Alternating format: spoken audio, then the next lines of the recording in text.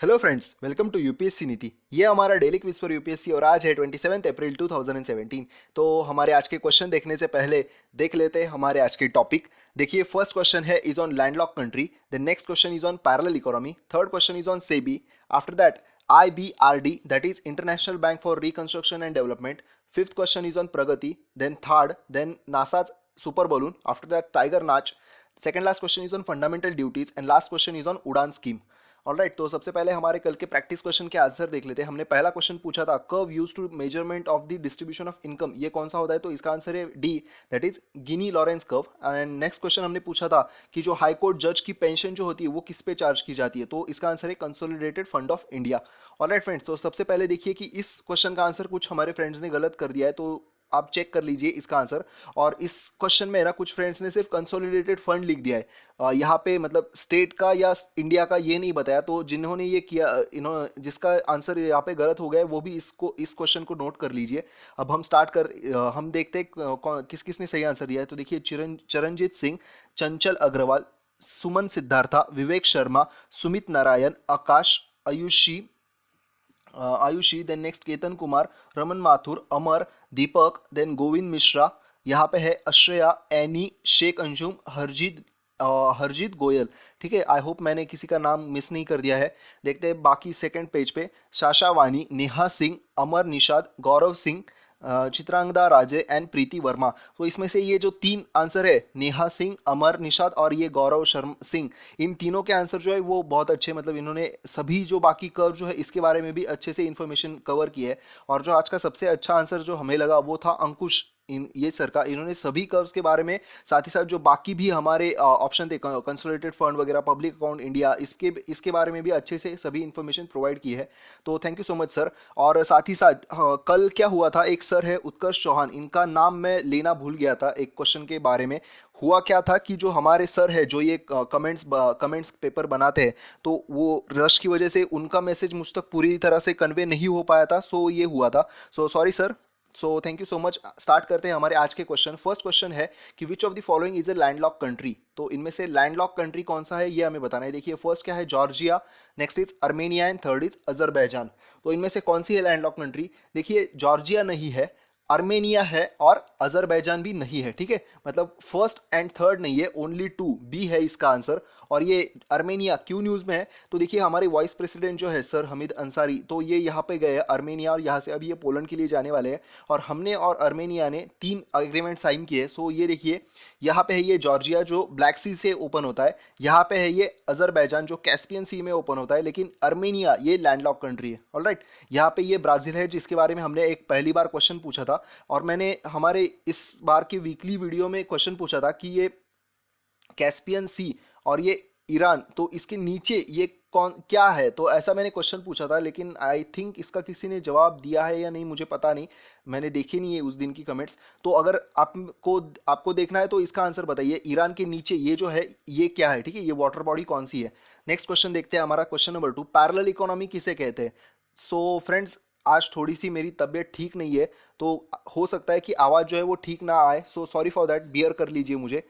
तो देखते हैं पहला option, economy which has variety of parallel businesses, it is called parallel economy, ऐसा क्वेश्चन है, स्टेटमेंट है, मींस पैरेलल बिजनेस जहां पे होते हैं उसको पैरेलल इकोनॉमी कहा जाता है। Next is economy which runs side by side of the existing economy, मतलब मेन इकोनॉमी जो होती है इसके साइड बाय साइड ये पैरेलल इकोनॉमी चलती है, ऐसा बी स्टेटमेंट है। सी स्टेटमेंट है economy having same characteristic as main economy, मतलब जो हमारी मेन इकोनॉमी है उसके जैसे ही सेम कैरेक्टरिस्टिक यहाँ पे पैरेलल इकोनॉमी की होती है, ऐसा सी स्टेटमेंट है। और डी स्टेटमेंट क्या है, economy having plentiful black money, मतलब जिस इकोनॉमी बहुत ही ज्यादा मात्रा में, भारी मात्रा में ब्लैक मनी होता है, इसको पैरेलल इकोनॉमी कहा जाता है, ऐसा ये डी स्टेटमेंट है।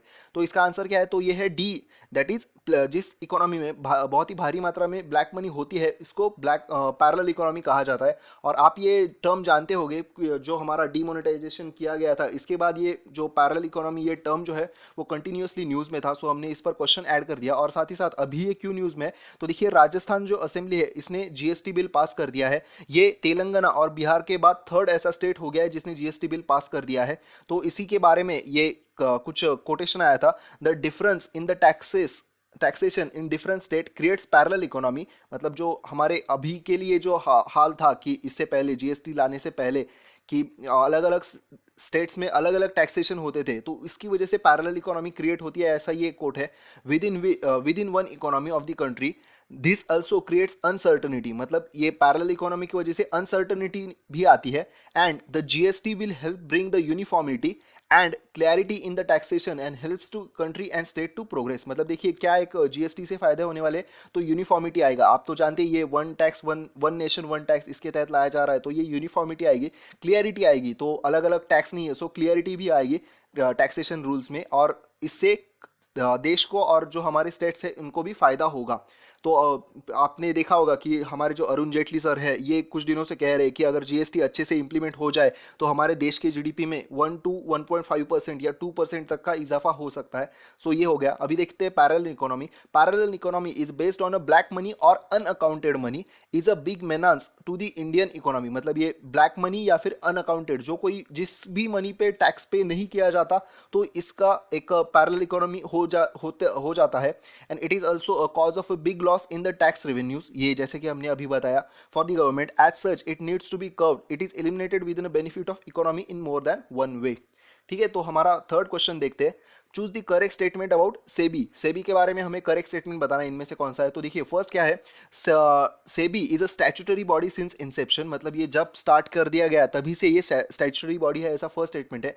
Next is SEBI is a regulator for security market in India, मतलब ये क्या काम कर रहा है, तो ये सिक्योरिटी मार्केट का रेगुलेटर है, ऐसा बी स्टेटमेंट है। And third is SEBI is managed by the member and the chairman who is nominated by union government of India, मतलब ये मेंबर्स द्वारा मैनेज किया जाता है सेबी, और ये जो इनके जो चेयरमैन जो होते हैं इनको हमारे यूनियन गवर्नमेंट जो है इस ये नॉमिनेट करते हैं, ऐसा ये थर्ड स्टेटमेंट है। ठीक है, तो इनमें से क्या करेक्ट है, देखिए सेकंड और थर्ड स्टेटमेंट करेक्ट है, लेकिन फर्स्ट इनकरेक्ट है, क्योंकि जब सेबी 1988 में बनाया गया था तब ये स्टैट्यूटरी स्टेटस नहीं था इसको, लेकिन बाद में इसको 1992 में सेबी एक्ट लाया गया और तब से इसको स्टैट्यूटरी स्टेटस बना दे दिया गया। ठीक है, मतलब ये इंसेप्शन से ये स्टैट्यूटरी बॉडी नहीं थी। ऑलराइट, ये बात याद रखिए। सो हमारा आंसर जो है, करेक्ट आंसर वो है सी, दैट इज 2 and 3। तो इसके बारे में ये कुछ न्यूज़ थी।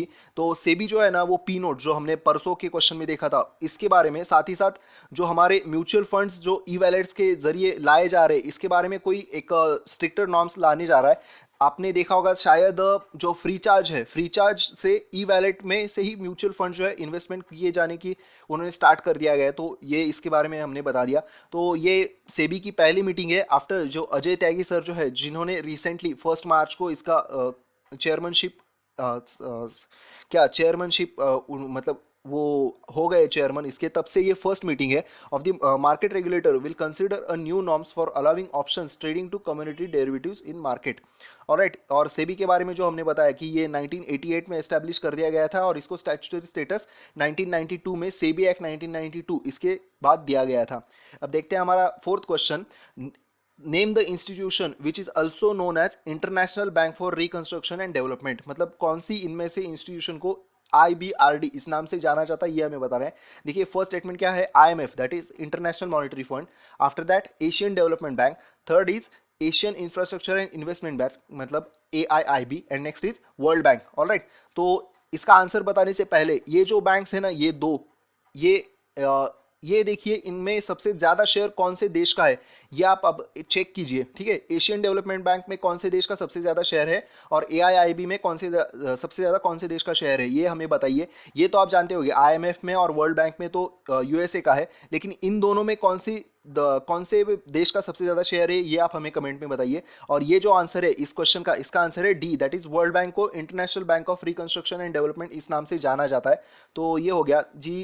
इसके बारे में कल हिंदू में IMF के बारे में आर्टिकल आया था, सो ब्रेटन वुड ट्विंस, इसलिए हमने वर्ल्ड बैंक पे क्वेश्चन बना दिया। और वर्ल्ड बैंक जो है वो पिछले कुछ दिनों से न्यूज़ में भी है और UPSC ने बेकायदा इस पे क्वेश्चन भी बनाया है। कुछ 2013 या 14 में वर्ल्ड बैंक और IMF पे क्वेश्चन आया था, सो हमने ये इस पे क्वेश्चन ऐड कर दिया।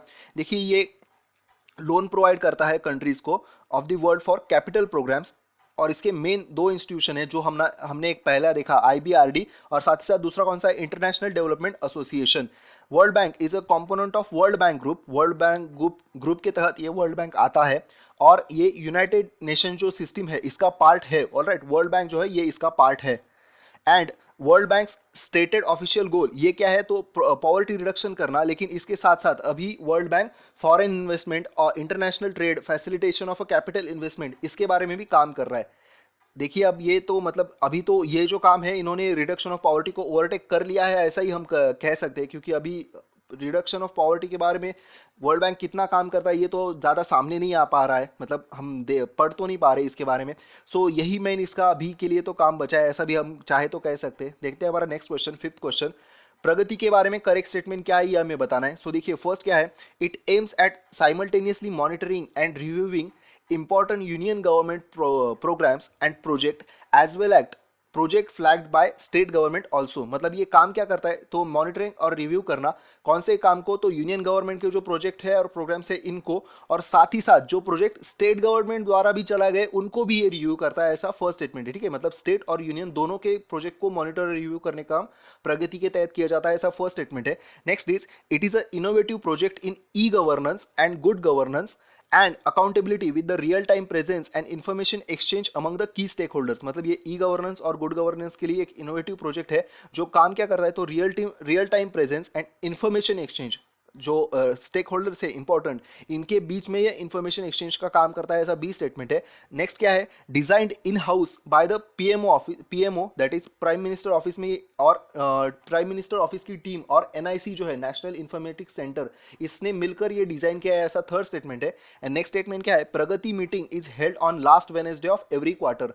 मतलब इसकी जो ये प्रगति की जो मीटिंग होती है ये हर 3 महीने बाद थर्ड महीने के आखिरी वेनेसडे में होती है, ऐसा ये लास्ट स्टेटमेंट है। ठीक है, तो इसका करेक्ट आंसर क्या है, देखिए फर्स्ट सेकंड और थर्ड ये बात सही है, लेकिन ये क्वार्टर नहीं, एवरी मंथ के लास्ट वेनेसडे में इसकी मीटिंग होती है, और कल हमारा लास्ट वेनेसडे था इस मंथ का। सो कल प्रगति की मीटिंग हुई थी, सो इसके बारे में पीआईबी में न्यूज़ आया था, सो हमने इसके बारे में क्वेश्चन फॉर्म कर दिया। तो देखिए 1, 2 एंड 3 करेक्ट है, 4 जो है वो इनकरेक्ट है। ऑलराइट, तो इसके बारे में एक्सप्लेनेशन देख लेते हैं। सबसे पहले प्रगति का फुल फॉर्म क्या है, proactive governance and timely implementation, Pragati ऐसा ही है। और ये इसकी अभी 18th इंटरेक्शन हुआ प्रगति का, हमारे नरेंद्र मोदी सर और बाकी जो स्टेक होल्डर्स कौन कौन होते हैं इसमें, तो देखिए सबसे पहले तो है स्टेट गवर्नमेंट के और हमारे यूनियन गवर्नमेंट के सभी ब्यूरोक्रेट्स और बाकी जो होते हैं लोग। देखिए पीएमओ, यूनियन गवर्नमेंट के सेक्रेटरी और chief secretariat of the state at one stage. ठीक है, और ये कैसे करते हैं, तो वीडियो कॉन्फ्रेंसिंग वगैरह जो कोई भी प्रगति यहाँ पे ICT based,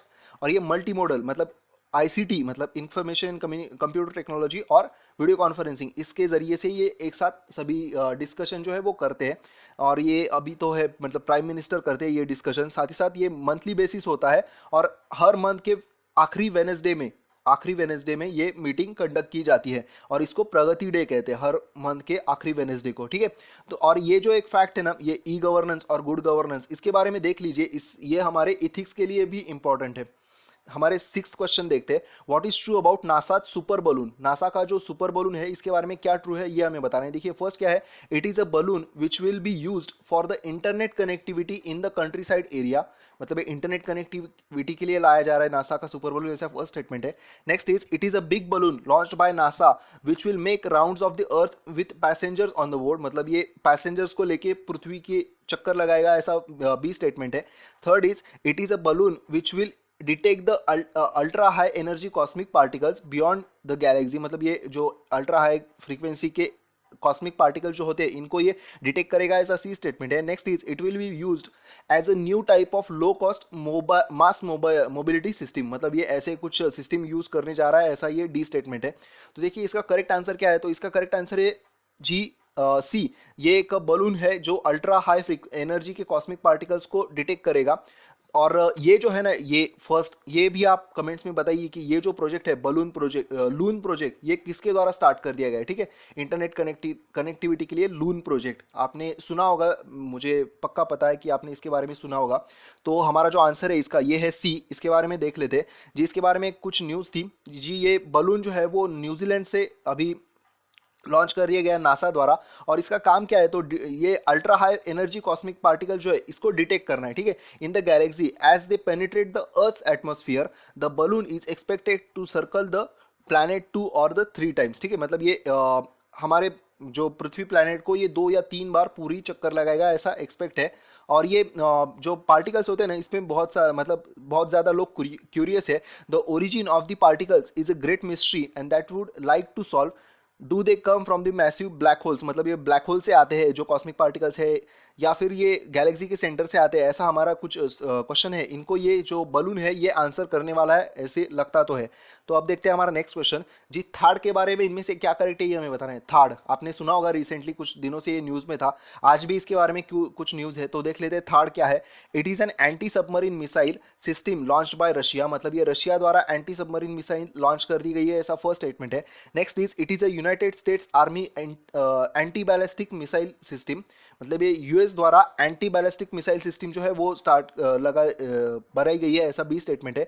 next is it is China's first aircraft carrier, ये चाइना का एयरक्राफ्ट कैरियर है थर्ड, ऐसा सी स्टेटमेंट है। Next is it is a satellite launching vehicle of India, मतलब ये हमारा सैटेलाइट लॉन्चिंग व्हीकल है थर्ड, ऐसा ये डी स्टेटमेंट है। ठीक है, तो इसका आंसर क्या है, तो ये यूएस से रिलेट करता है थर्ड, ये याद रखिए। इट इज ये यूनाइटेड स्टेट्स का army anti ballistic missile system है थर्ड। ठीक है, इसके बारे में याद रखिए जी। कुछ नॉर्थ कोरिया के रीजंस की वजह से ये कुछ पिछले एक महीने भर से न्यूज़ में था, और अभी ये अमेरिका ने थर्ड जो है वो डिप्लॉय करना स्टार्ट कर दिया है साउथ कोरिया को, ऐसी ये न्यूज़ थी, सो हमने इस पर क्वेश्चन बना दिया।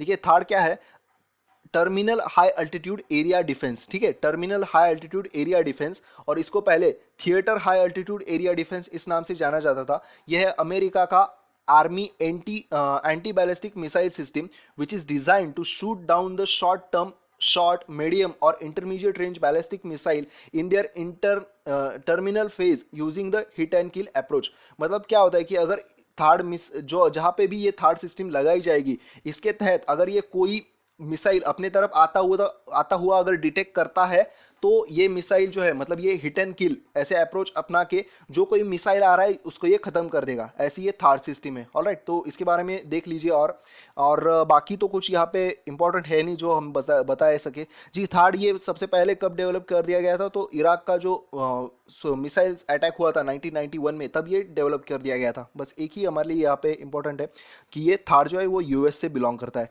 हमारा 8 क्वेश्चन देखते हैं। द टाइगर डांस और बाघ नाच इज रिलेटेड टू, तो ये टाइगर डांस जो है ये किससे रिलेटेड है, कौन से स्टेट से, तो first is Assam, next is Odisha, after that Andhra Pradesh, and last is Tamil Nadu. Alright ji, गला खराब होने की वजह से जो आज प्रोनाउंसिएशन है वो भी गलत हो रहा है। देखते हैं इसका आंसर क्या है, तो इसका आंसर है ओडिशा। आई थिंक ये हाँ ओडिशा है इसका answer, tiger dance related to Odisha. तो इसके बारे में भी एक कुछ न्यूज़ आई थी कि ये जो टाइगर डांस है ना, वो मतलब अभी अपनी जो स्टेटस है वो कम होता जा रहा है इसका, इसके बारे में ये न्यूज़ थी। तो ये क्या है, तो ये बायनियल मतलब 2 सालों में, करेक्ट ना, बायनियल मीन्स 2 सालों में ये ठकुरानी जत्रा फेस्टिवल होता है ओडिशा में, जहाँ पे ये फेमस टाइगर डांस जो है दैट इज बाघ डांस ये किया जाता है। और इसके बारे में है ना एक गुरुजी है जिनका नाम है लेट भागबान साहू, इनको इसके लिए पद्मश्री अवार्ड भी मिला हुआ है। तो इस वजह से ये मतलब हमें इंपॉर्टेंट लगा कि ये हो सकता है एक प्रीलिम का क्वेश्चन, इस वजह से हमने इसको ऐड कर दिया। और ये नाच जो होता है ये किसको होमेज है, तो होमेज टू दी गॉडेस बुद्धि ठकुरानी। ठीक है, ये ठकुरानी जी ये जो गॉडेस है इनके लिए ये होमेज होता है ये डांस, बाघ डांस ओडिशा। ठीक है, ये याद रखिए, बाघ डांस या फिर टाइगर डांस ओडिशा, बाघ नाच। अब देखते हैं हमारा नेक्स्ट क्वेश्चन, 9th क्वेश्चन जी। फंडामेंटल ड्यूटीज के बारे में इनमें से कौन सा करेक्ट है ये हमें बताना है। तो ठीक है, देखिए कौन सी फंडामेंटल ड्यूटी है ये हमें बताना है। फर्स्ट है to preserve the rich heritage of our composite culture, मतलब हमारा जो रिच हेरिटेज है इसको प्रिजर्व करना। Next is to vote in election, मतलब हमारे इलेक्शन में वोट करना। Next is to develop the scientific temper and spirit of inquiry, मतलब साइंटिफिक टेम्पर हमारे अंदर डेवलप करना। And next is to strive towards the excellence in all the spheres of individual and collective activity, मतलब जो कोई भी आप काम करते हो, जिस भी आप फील्ड में हो उसमें एक्सेलेंस लाना, ऐसा ये डी स्टेटमेंट है। ठीक है, तो इनमें से कौन सा फंडामेंटल ड्यूटी है, तो देखिए फर्स्ट है, थर्ड है और फोर्थ है। ठीक है, लेकिन 2 जो है ये नहीं है।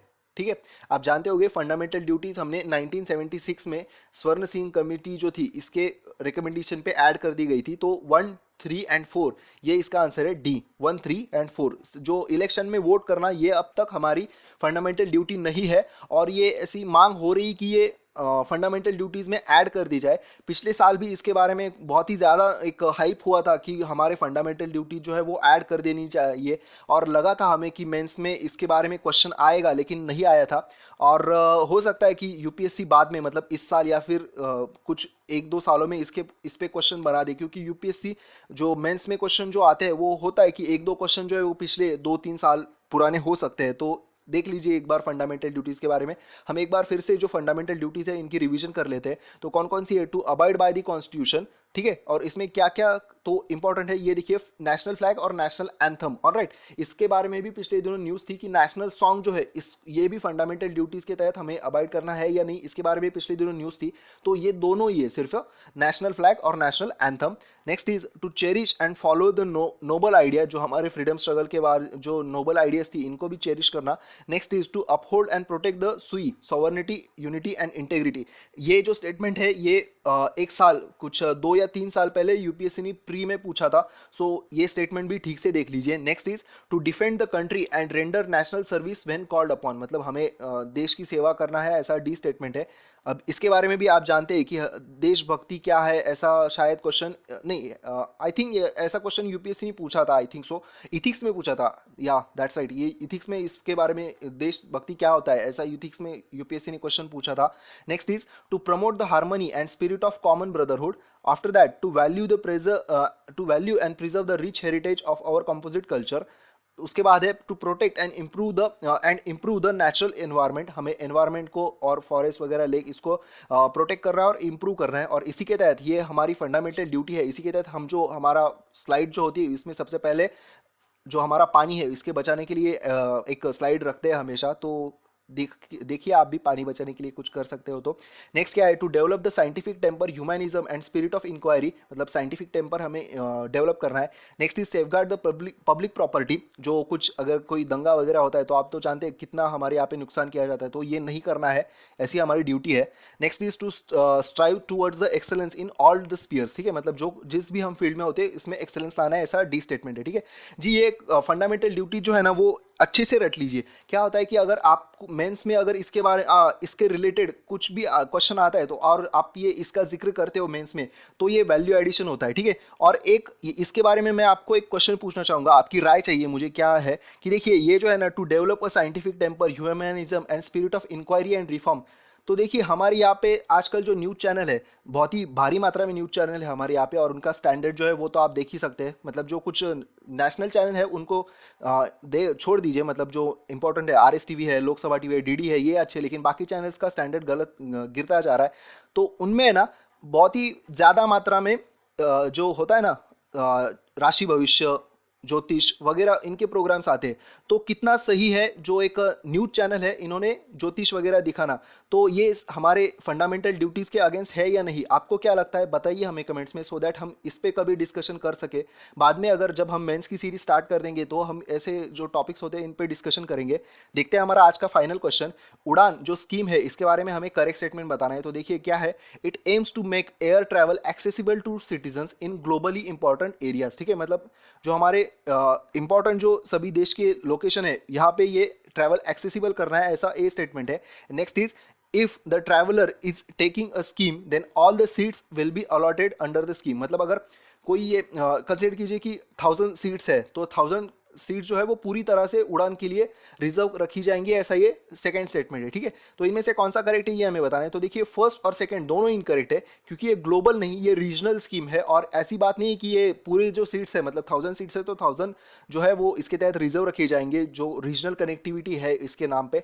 ले इसमें कुछ 50% सीट्स है वही अलॉटेड होंगे, ठीक है, रिजर्व रखे जाएंगे। सो इसके दोनों स्टेटमेंट जो है वो गलत है। हमारा आंसर है D, that is none of the above. और ये पिछले कुछ दिनों से कंटिन्यूसली न्यूज में है। ये पिछले अक्टूबर जो है 2016 में हमारे पीएम ने इसको लॉन्च कर दिया था, और अभी PM to launch a low cost air connectivity scheme tomorrow, मतलब ये आज लॉन्च होने वाला है, इसके बारे में ये न्यूज़ थी, सो हमने ये ऐड कर दिया। देखिए उड़ान क्या है तो आप जानते होंगे, इसका फुल फॉर्म भी बहुत ही यूनिक है, उड़े देश का आम नागरिक, ठीक है, उड़े देश का आम नागरिक उड़ान। It is aimed at boosting a regional connectivity with a low cost flight, मतलब रीजनल कनेक्टिविटी कनेक्टिविटी हमारे देश के जो कुछ इंपॉर्टेंट प्लेसेस है इनको कनेक्ट करना, और कैसे वो भी कम खर्चे में। तो कम खर्चा मतलब क्या, कि जो कोई 500 किलोमीटर या फिर आधे 1 घंटे तक की फ्लाइट की प्लेन की जो जर्नी होगी वो होगी 2,500 रुपये में, और अगर 30 मिनट तक की हेलीकॉप्टर की जर्नी होगी वो भी होगी 2,500 रुपये में, ठीक है। 30 minutes for helicopter and 1 hour for flight, ये बात याद रखिए। और जैसे कि हमने कहा कि ये एक अगर बंदा बुकिंग करना चाहता है तो उसको 9 सीट से 40 सीट मैक्सिमम ये दिए जाएंगे, और 9 सीट्स कुछ तो होगा, ये टेक्निकल ये देखना पड़ेगा। और जो हमने कहा कि 50% सीट जो है वो अलॉट कर दिए जाएंगे, ठीक है। ये इसके लिए 2,500 रुपये की सीलिंग प्राइस रखी गई है। और ये जो गैप होगा, जो मतलब अभी जो टिकट में तो गैप होगा ना, मतलब थोड़ी ना कि 1 घंटे के लिए जो कंपनियां हैं वो 2,500 चार्ज करेंगी, वो कुछ 4-5 हज़ार अगर चार्ज कर रही होंगी तो 2,500 जो बाकी एक्स्ट्रा जो आता है वो कहाँ से फिल किया जाएगा। तो इसीलिए इसके लिए एक फंड बनाया जा रहा है, वायबिलिटी फंड। तो इसके बारे में आप पढ़ लीजिए, वायबिलिटी फंड जो है वो हो सकता है इस बार के यूपीएससी के एग्जाम में इंपॉर्टेंट हो। तो देखते हैं इसके बारे में, मतलब ये हो गया है अभी उड़ान स्कीम। तो अब देखते हैं हमारे प्रैक्टिस क्वेश्चन। सो फर्स्ट है, in order to control the credit reserve bank of India should, मतलब क्रेडिट कंट्रोल करने के लिए हमें क्या करना चाहिए। Increase CRR and decrease bank rate, decrease CRR and reduce bank rate, increase CRR and increase bank rate, reduce CRR and increase bank rate, ठीक है। तो ये हो गया जी, ये पहला क्वेश्चन है, इसका जवाब आप कमेंट में दीजिए। Next is, Mahatma Gandhi undertook the fast unto the death in 1932 mainly because, मतलब जो महात्मा गांधी जी ने 1932 में जो फास्ट किया था इसका रीजन क्या था। तो first is, round table conference failed to satisfy the Indian political aspiration, after that Congress and Muslim League had difference of opinion, मतलब इन दोनों में डिफरेंस ऑफ ओपिनियन होने की वजह से। और पहला क्या था, तो राउंड टेबल जो मीटिंग थी वो फेल हो गई थी इस वजह से।